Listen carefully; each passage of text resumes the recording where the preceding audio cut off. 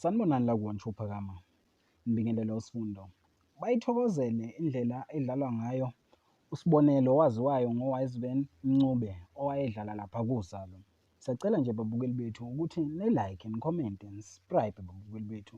Isicelo sethu nje siyi-1 kama. Esiniphathele khona-ke namhlanje babukeli bethu.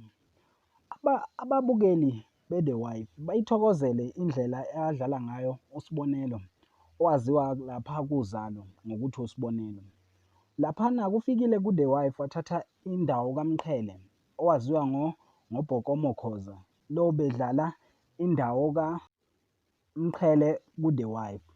Usibonelo-ke bamvumile ababukeli emva kokuthi edlala le ndlela ngendlela eyeqile abayithandayo ababukeli.